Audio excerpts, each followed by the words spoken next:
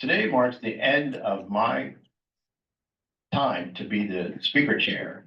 And in 20 years of being a Rotarian, this is only the second time I've done this because it's a great big pain for me. But this morning, it's my pleasure to introduce Laurie, Keve. And Laurie's bio starts like this. She says she is humbled and deeply grateful to have joined the family room in the year 2022. She's the first director of development and communications. Every day I find inspiration from my talented, passionate, and humble colleagues. I feel like I have come home after a 30-year career in Vermont state government. Her government job is based primarily in Waterbury and Essex Junction. I believe that my most important responsibility as a nonprofit fundraiser is to foster deep, long-term relationships with donors and to support strategic partnerships that both support our work and enable donors to fulfill their philanthropic goals in ways that feel right to them. My husband, Zoltan, did I say that right? Yes. Zoltan, that's a great name. And I, along with our 3 pets, live in Colchester along the Island Line Trail. And just 2 weeks ago, we purchased our future retirement home on Amelia Island in Florida. Very nice. Between us, we have 5 adult children, 1 grandson and a granddaughter due this spring. Thank you for welcoming me this morning. And I introduce Laurie. And I can hardly read that on my phone. Very well. But you did okay. Yeah. Thank you. Okay, great. It's not about me. I've never spoken with a microphone before. I looked at my desk. Good morning. Thank you so much for welcoming me here this morning. My name is Laurie Keve. You would pronounce it Keve as an English speaker, but my husband is Hungarian, so you pronounce it Keve. I am the Director of Development and Communications at the Munt Family Room. I brought with me copies of the Family Room's brand new 2024 Impact Report, which is the larger document at your table. There's a brochure about the family room. And there's a sign-up sheet. There's 2 sign-up sheets. I think they're over here and over here. If you're interested in signing up for our e-newsletter or more information, or like a tour of the family room. And there's some business cards there. On the screen behind me, thank you, Debbie, are images of our family, staff, and volunteers that we're taking during our programs and during our family style meals. Every year, nearly 50% of Vermont children endure at least one adverse childhood experience, or ACEs, which leaves them at higher risk for chronic health problems, substance abuse, intimate partner violence, risky health behaviors, low education success rate, and early death. This morning, I'm going to tell you about the Family Room's largest program, Family Play, which helps heal the impact of ACEs for our families. But first, about the Family Room. We are a unique parent-child center that builds healthy, connected communities. We're located in Burlington's Old North End in the old St. Joseph School. We've been supporting Chittenden County families with children ages prenatal to 5 for nearly 35 years. First as part of the Visiting Nurses Association and as an independent nonprofit since 2017.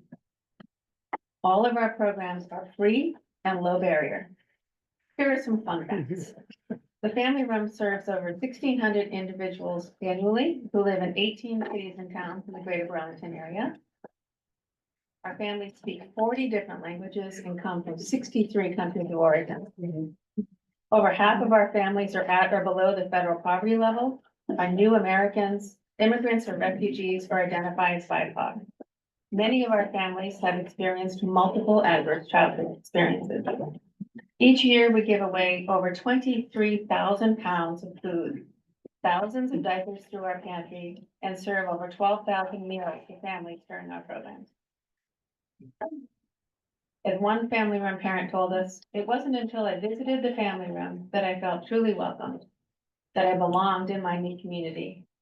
The sense of celebration and connection that I experienced here extends beyond its walls and inspires me to give back with the same kindness and support that I have received. The family room has quadrupled our staff from 6 to 24 in the past 7 years, and our annual budget is now 1.7 million. Administration and development represent roughly 20% of our budget. One way the family room measures success is through our annual Parent-Child Center Network Survey of families. In 2024, 99% of our families said the services and supports they receive had a positive impact on them and their family. And 96% said they received the help that they needed. Now about our family play program. On Thursdays during the school year, 50 or more families spend the morning together in our largest program, Family Play.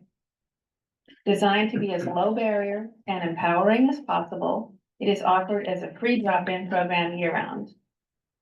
It's a time for parents, caregivers, and their children to play together. Family play provides time for bonding outside of what might be stressful and isolating at home. The group creates intentional traffic jams. Those special moments of connection that happen when someone in the group holds another person's baby, starts a conversation, or offers a suggestion. Singing brings families together in joyful noise, and Vermont Humanities' Peter Burns offers story time. In the summer, the program expands to 2 days per week and moves outside to our community garden spaces of the Ethan Allen Homestead, where activities grow to include planting, tending, and harvesting. Sarah Sinnott, who has been at the heart of the family room since the beginning, describes family play and the gardens this way. We're all digging in the dirt and the sun, planting different vegetables, or digging in the sandbox for fun. As we plant and play, we put down roots in the soil and roots with one another. We grow delicious new foods along with new friendships, skills, and our community. Each family play program ends with a group family style meal, which continues connection as families share nutritious recipes using locally grown produce. Families can also take home food after every family room program. Because many of our families have come away from previous interactions with social services feeling less than supported, the trust that builds during family play is essential in opening doors to other important family room programs and wraparound services. For example, it might become clear that a family is experiencing food insecurity that we can help address, or has a developmental concern for their child, in which case we work with caregivers to connect them to another agency. During my employment interview process in 2022, I was asked to visit family play at the gardens for 1 hour. I have to tell you, honestly, the hair stood up on my arms and I had to tear myself away after 2 hours to go back to the job I was still being paid to do. It's just a magical experience, and I would love to host you during family play anytime so you can get to experience that magic for yourself. Because family play is an essential family run program, we will continue to offer it year-round. Support from our neighbors like you is hugely helpful to the family room's work to nurture our community through all 29 of our free programs, including family play. For today's opportunity to share the family room story, I offer in 6 of our family's languages. Thank you. Gracias. Danki. Donyavad. Hatunun. Gamsinada. Thank you. Thank you. I think It's got, Deb is gonna has queued up. Thank you. do you want the minute and a half? Yeah, I just want Yeah. to, I want to explain to you what's happening here. So we have great relationships with University of Vermont, Champlain College, for interns that come throughout the year to the family room. And this last year, I really wanted to do a documentary film about the family room because you could see in the photos that piques your interest. You can really start to get a feel for what's happening at the family room, but nothing quite like the voices of families to really help you understand what it feels like to be part of this very special community. So we collaborated with Champlain College's senior class, documentary film class, to do this documentary film. They spent the entire fall semester with it. There were 6 students. There were 3 who spent their time on campus at the family room, and they also took film that had been prepared by Vermont Community Foundation as part of their own documentary film about the community organizations that they support. And then they had 3 students who worked mostly on campus doing the editing. They gave us several versions to look at and review. It was an incredibly rich experience for them, and we're very proud of this video. So it's 5 minutes, and I hope you enjoy it. Thank you.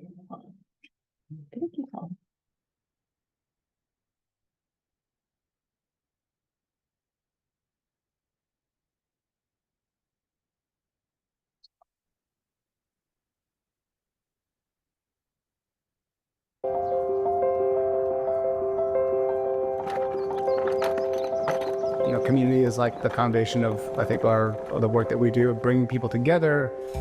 It's not just what we as staff do, but what, sort of a really dynamic community can do for each other.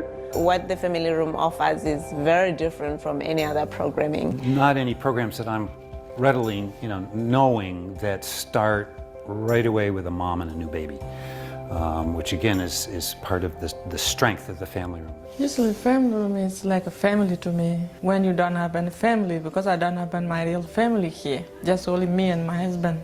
And the family room is, you need for help, you get help. Sometimes people come to the front door and they're looking for housing for the night. So we're responding to neighborhood needs immediately. I don't think it's clear to a lot of people how much families have to navigate and how, there are these things in place, but then they're not all designed at the same time.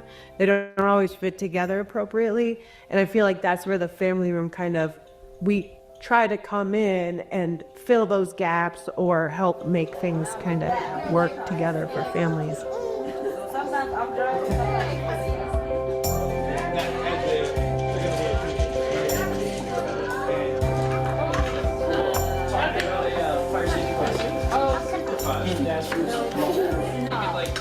Community is medicine. Increase their paycheck or their support from the state and all that stuff. But I think community is such a huge thing. We just need each other.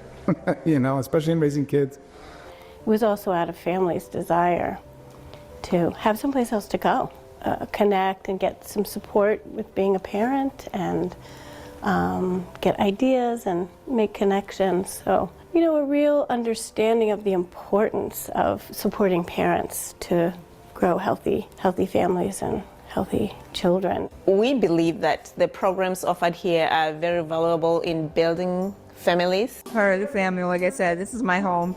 Called them aunts and uncles because we grew up here in the family room. Their dad had passed when they were young, so they had the community around them.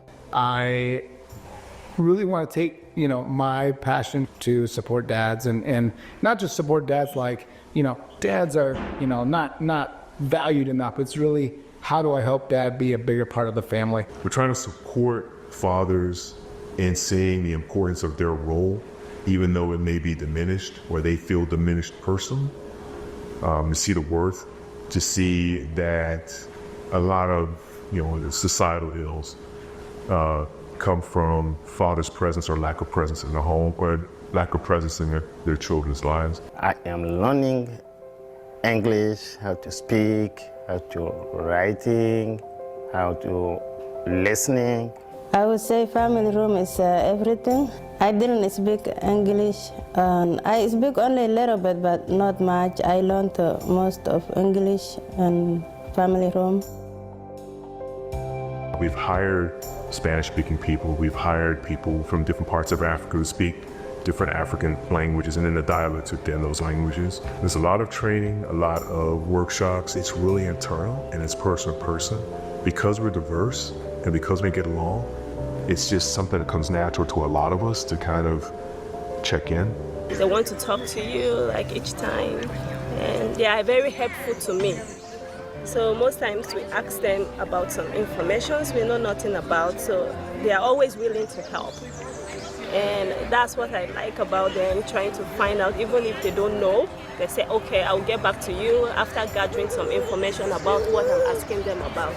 So yeah, it's a good place and it's a big change and we are trying to adjust, and I find this place very interesting and good community to always come back to. It's a place that nurtures the whole family and helps parents be better parents by learning about child development, and it's just a place where we can learn how to be in relationship with all different kinds of people.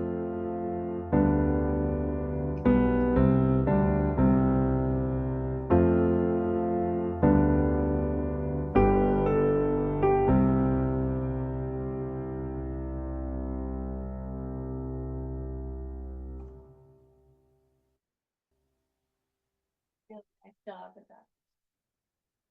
So I'm happy to answer any questions anyone has about the family room. The census, how many families, children and parents do you help serve each year? I didn't read the impact report. I was busy here listening to you. That's good. Look, they're there for you to take with you.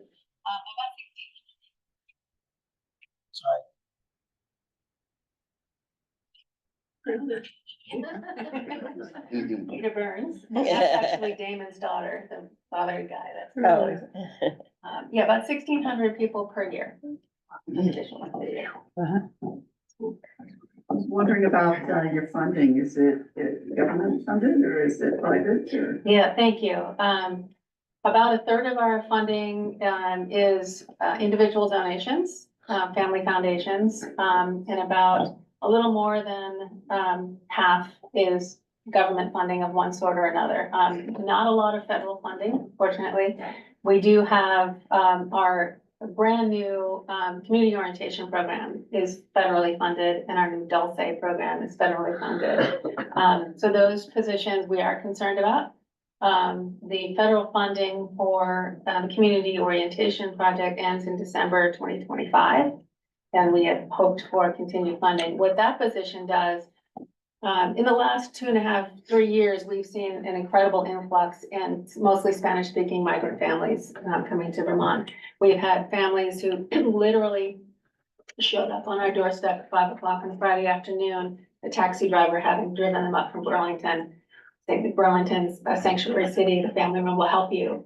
And Jackie Reno, who you saw, is Spanish speaking. She happened to still be there, happened to answer the door, which is unusual at 5 o'clock on Friday because we're generally closed. This is a family of 5, grandmother, mother who was heavily pregnant, toddler, a teenager, and dad. Teenager was very sick. They arrived with literally nothing but a backpack. Jackie got them set up for emergency housing for the night, got them some warm food, and then worked with that family for the next month to help get them settled and safe. But that's just one example of dozens of examples of families that have come to us that are primarily migrant families. Now, what the community orientation project does is help connect those families with essential services here in the Burlington area. Housing, food, the child hadn't been in school for a long time. Jobs, asylum applications, all of it. And the need just outpaced our capacity. So we hired a woman named Moira who works with us full time under that contract. It's a relationship with UVM Medical Center's Bridges to Health program. We also added the Dulce program is a woman who works in the community health centers and helps families who are, again, mostly migrant families who are, she works with them from birth to 6 months with their family, with their new baby. So those programs, we are a little bit concerned about those positions. We don't bill Medicaid, so we're not concerned about loss of that federal funding. Some of our health department funding could be federal, we're not sure yet. But I assume that was the basis for your question. Yeah. Yes. Yeah. Thank you. You're welcome. And sort of along those lines, I know a lot of programs and organizations are concerned about possibility of ICE coming in unwelcome to has the family room taken steps to figure out what you would do to try to handle that? Yeah, we sure have. This has been a very emotional experience for our staff who work very closely with families who are vulnerable. And our policy is the same as the other organizations in the community center, and that is we will not welcome ICE into our space. We are advising our families what they can say, what their rights are, and we are distributed the little, mostly English on one side, Spanish on the other, called red cards. You've probably heard of them, that help the families know exactly what they can and should say. We have AALB is on the third floor of our building, and there's a lawyer there. Association of Africans Living in Vermont. Yes. Yeah. Thank you. Yeah. They actually go by AALB now because they work. Okay, good. But you're Yeah, right, it's true, that's they what work with that's what it was, more yeah. people, but yeah, I don't think everybody knows. Yeah, so there's an attorney there. So what we'll do when if ICE comes to our door, first of all, the door is locked, so they have to ring the doorbell. We will not let them in. We will be polite and we will be direct and say, we're going to consult with leadership if it's not me or one of the other people on the leadership team was answering the door. And we will consult with the attorney about what we can say. We're not going to confirm or deny that a certain person or family is here in the building. But what we have found is that some families are concerned about leaving home and coming to the family room. So we're doing more outreach, more home visits, to help keep those families connected. That means they're not going to work or their child's not going to school. So they're isolated and they're very afraid. We have had one individual who has been apprehended and deported so far. So yeah, we have taken steps, and honestly, it actually affects our staff very much too. Our staff are very, they spend a lot of years sometimes with these families, sometimes multi-generations, so they're very close. So there's some vicarious trauma that happens with our staff who are trying to support families and take care of themselves too. Yeah, it's been very challenging. So how can we help, particularly as individuals and as a group? Thank you. So there's a number of ways that the community can help us. Gifts are obviously important as we try to backfill some of the funding that we're going to lose.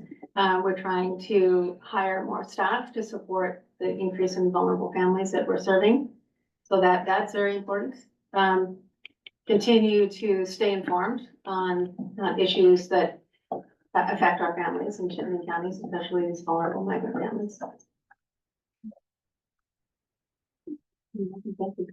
And you had mentioned visiting during that one particular weekly activity. Can you say a little more about that? I kind of missed some of the timing and that kind of thing. Sure. So Family Play is our keystone program of 29 total programs. Family Play is our largest. It's a drop-in program.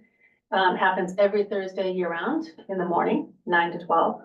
And then in the summertime, we expand it to Tuesday mornings, and both Tuesdays and Thursdays we're at the gardens, which you saw lots of footage, video of the gardens. That's the best time to visit because you really get a sense of, you get a chance to interact with families who love to tell their story and love to talk about the family room. You get to see, I describe the staff as being incredibly nimble. They meet families where they are. They try to make connections. If they see a caregiver who's kind of out, maybe not participating or quiet, they'll try to bring that person in and build a connection with someone else. They know the other families. They know this mom's also from Somalia, or they know that this dad also cooks his favorite food or is growing this vegetable. They find ways of connection, and it just happens so seamlessly. It's just magical to watch. Monday mornings is the other great time to come. We have crawlers program, which is crawlers, waddlers, and toddlers, which is our littles. Once they get big enough that they're climbing on top of the play structure, they go back to the next room. That's a nice time. We have a question online. Dave? I hear you say that you aren't totally dependent on federal funding, but you have some federal funding. Are you anticipating or do you know of specific federal funding that you will be losing? We don't know right now. Our executive director, Josh Miller, who you saw in the video, is still very positive and he doesn't seem terribly concerned that we're going to lose that federal funding. We don't bill Medicaid. As like Lund, for example, does do a lot of billing to Medicaid and other parent-child centers around the state, so they might be a little more vulnerable than we are. I feel like our funding streams are diverse enough, and we have a large enough donor pool, and businesses are incredibly supportive. Community Bank has supported us, Mascoma Bank. And other businesses in the community have supported us a lot. So I'm not particularly concerned right now, in the immediate future about federal funding loss. We're just keeping a close eye on it. And again, we don't know for sure whether the origins of the Vermont Health Department's funding might be federal, and that might be a risk we don't know yet. I have another question. Where are your families from? Are they all from Burlington or some from Williston, Richmond, St. George? Thank you. So the family room is, our catchment area is all of Chittenden County. So, I can add, I'm not great with remembering numbers off the top of my head. Most of our families, of course, are from Burlington, but a large number are from Williston, Winooski, a few from Richmond, Jericho, South Burlington, Colchester. There is another parent-child center in Milton. We do have a couple of families from Milton, but Milton Family Center generally serves those families. Excellent, thank you. Any other question? I see in the brochure it says case management. I was wondering if you could explain what that is. I'm when I'm not dressed like this, I'm an assistant attorney general and I work for DCF. And I know that, you know, case management can mean many different things. So do you do things like supported visits and things like that? How do you help that way? Yeah, so case management takes a lot of forms, the family. Our staff will work with individual families to help get them connected with other services. We have collaborations with DCF, Child Development Division. Easter Seals will come in and help with supervised visits. We'll have one today, actually, this morning. The family that's working with Easter Seals, and we give space for them. We have staff who will help families with access to medical care. We offer again, the Noche paperwork night. So we'll help families do their asylum paperwork, their WIC paperwork. We'll go with them to doctor's appointments. We'll help coordinate their medical care, whatever that family needs. We also have the fatherhood coordinator, Damon, that you heard from, also works closely with dads. A lot of times, I wouldn't say a lot of times, sometimes the dads that he's working with are, maybe they're formerly incarcerated, maybe they're trying to regain custody of their children. They might be going through a divorce and trying to have visitation. They might just be, if they're from another country, maybe they're not, maybe they need some support in how to interact with their children, and social services, with it, haven't had a lot of experience with it, had negative experience. Thanks. Yeah. What a wonderful program. Thank you for coming here today and telling us about it. I can't even imagine what it's like to immigrate to this country with literally nothing. Not speaking the language, so many things to consider and to overcome for these people. Thank you for what you do. And especially thank you for coming here this morning. Oh, it's my pleasure. It's my pleasure. My job is probably the easiest of everyone in the building, usually, but I love telling the story. Question. Did you have a question? How do people find you? Especially people that aren't even speaking English. I can't even imagine how they'd be lucky enough to find that. Well, I think that my understanding is most of the families are finding us through word of mouth. It's a community, they'll find their community here. We also, you know, we'll work with Lund, we'll work with King Street Center and Spectrum and other organizations who know us well. The DCF employees know us well, the police department knows us well, but they'll help make referrals to the family room. We don't do a lot of advertising to families, to be frank, we're at capacity for the number of families we can serve in the space that we have right now. We're hoping to expand to Winooski, and we hope to do it this year. I think it's going to be another 2 years, and that will help us to expand our reach to families in that community. I know, I haven't seen it recently, but for a while, a lot of people were being put on buses and taken to like Texas or whatever. and deposited like in New York City at midnight. And like you said, they have virtually anything that they could carry, that's it. Are there other programs like yours around? Have you heard about that? Because it seems like it's such a rational way to introduce people to a totally different culture. I think that the Family Room is very unique. I think we are the only organization in Chittenden County that's doing the work we do in the way that we do it. But we do it, we're only 29 people, 27 people. We do it, but we amplify our work through close collaborations with almost 100 different organizations. We don't do this alone. There are lots of people in Chittenden County and Burlington area who feel as I do, and clearly you do.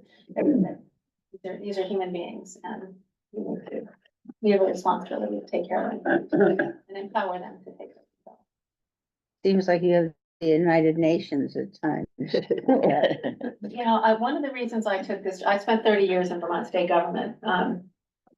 And one of the reasons that I took this job is I felt it was really important for me to increase my own cultural competence. I really wanted to be surrounded by people who don't look like me, aren't safe in my home, can't buy a house in Florida.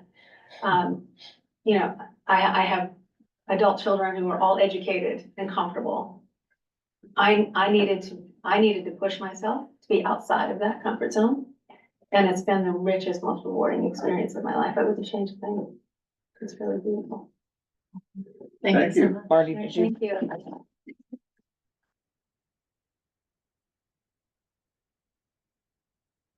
So on behalf of you coming here to speak today, we make a donation to the local Williston Central School mentoring program. Oh, wonderful. And there are several of us in this club that are mentors. Oh, great. I couldn't have thanked you better than Armand did. So Armand, thank you for taking my job. Thank you so much for coming. Thank you. Thanks for having me. Appreciate it. Thank And you. you have one last thing to do. Okay. There's a bunch of tickets in here, and if you would grab one and read the last 3 digits that we Okay. discussed before the meeting.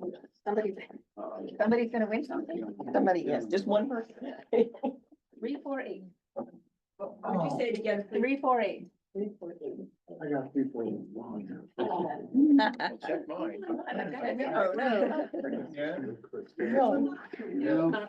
Sorry. It's not me. It is the truth. Does anybody have 3, 4?